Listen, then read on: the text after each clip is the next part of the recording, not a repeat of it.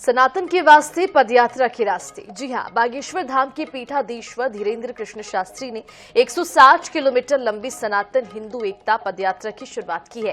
ये यात्रा मध्य प्रदेश के छतरपुर स्थित बागेश्वर धाम से शुरू हो चुकी है, जो कि ओरछा तक जाएगी। इस यात्रा की शुरुआत धीरेन्द्र कृष्ण शास्त्री ने भगवा ध्वजारोहण करते हुए, हनुमान चालीसा का पाठ करते हुए और राष्ट्रगान के साथ की है। इस यात्रा का मकसद सनातनियों को एकजुट करना है, जाति के बंधन को मिटाना है, ताकि भारत हिंदू राष्ट्र बन सके।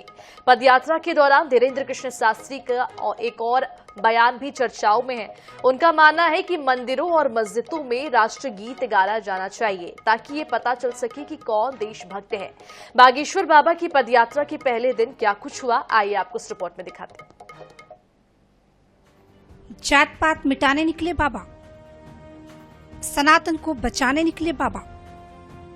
हिंदू राष्ट्र के नारे के साथ पदयात्रा, सबको एकजुट कर पाएगा भगवा।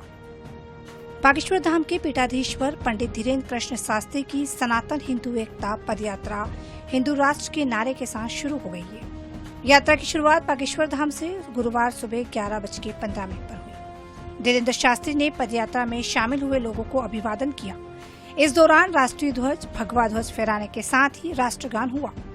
इसके बाद हनुमान चालीसा का सामूहिक पाठ किया गया।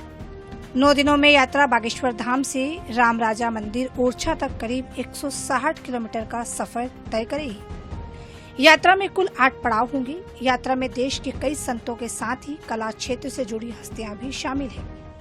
हम लोग हिंदुओं का आह्वान किया और एक ही उपाय बचा है, सड़कों पर आ जाओ, रोडों पर आ जाओ, अपनी जात पात को भुलाकर हिंदू एक हो जाओ। अगर हिंदू एक होगे तो ही तुम बच पाओगे, वरना इस देश में तुम अल्पसंख्यक हो जाओ। पदयात्रा के दौरान बाबा बागेश्वर ने एक और बड़ा बयान दिया कि मातृभूमि से किसे प्रेम, ये जानने के लिए मंदिरों मस्जिदों में भी राष्ट्रगीत गाया जाना चाहिए।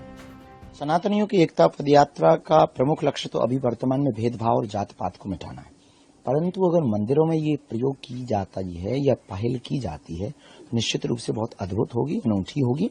इससे इस देश में वो क्लियर हो जाएगा कि देशद्रोही कौन है और राष्ट्रभक्त कौन है। आइए आपको बताते हैं कि 9 दिनों की इस पदयात्रा में कहां कहां पड़ाव रहेगा, यात्रा कैसे गुजरेगी। 21 नवंबर बागेश्वर धाम खजुराहो के लिए रवाना होंगे। पहले दिन 15 किलोमीटर चलेंगे। पड़ाव फार्मेसी कॉलेज कदारी। 22 नवंबर फार्मेसी कॉलेज से पेप्टेक टाउन के लिए रवाना होंगे। 17 किलोमीटर चलेंगे। पड़ाव रहेगा पेप्टेक टाउन। 23 नवंबर पेप्टेक टाउन से नौगांव के लिए रवाना होंगे। 21 किलोमीटर चलेंगे। पड़ाव शांति कॉलेज नौगांव। 24 नवंबर नौगांव से देवरी बंधा के लिए रवाना होंगे। 22 किलोमीटर चलेंगे। पड़ाव देवरी गेस्ट हाउस। 25 नवंबर मऊरानीपुर के लिए रवाना होंगे। 22 किलोमीटर चलेंगे। पड़ाव ग्रामोदय मऊरानीपुर। 26 नवंबर मऊरानीपुर से घुक्सी के लिए चलेंगे। 17 किलोमीटर चलेंगे। पड़ाव शारदा विद्यालय घुक्सी। 27 नवंबर घुक्सी से निवाड़ी के लिए रवाना होंगे। 17 किलोमीटर चलेंगे। पड़ाव रेस्ट हाउस एरिया निवाड़ी। 28 नवंबर रेस्ट हाउस से ओरछा तिगड्डा के लिए रवाना होंगे। 15.5 किलोमीटर चलेंगे। पड़ाव ओरछा तिगड्डा। 29 नवंबर ओरछा तिगड्डा से राम राजा मंदिर के लिए रवाना होंगे।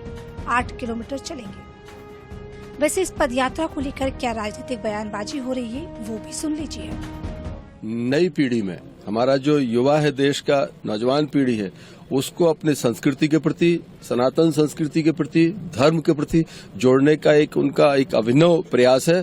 मैं उनके इस प्रयास के गुरुजी के बहुत उनको हृदय से उनके प्रति कृतज्ञता ज्ञापित करता हूँ। कभी बैठ के माननीय धीरेन्द्र शास्त्री जी को अपने जो शंकराचार्य हैं, सनातन धर्म के असली प्रहरी यदि इस देश में किसी को कहा जाता है, सनातन धर्म को आगे बढ़ाने वाले, वो इस देश के वो 4 शंकराचार्य हैं।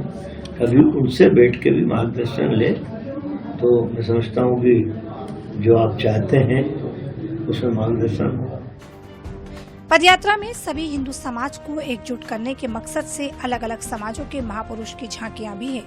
ऐसे 15 रथ तैयार किए गए हैं, जिनमें गोरथ, महापुरुषों के रथ, बागेश्वर बालाजी का रथ, बागेश्वर धाम का संकल्प रथ शामिल है। Bureau report INS 24/7।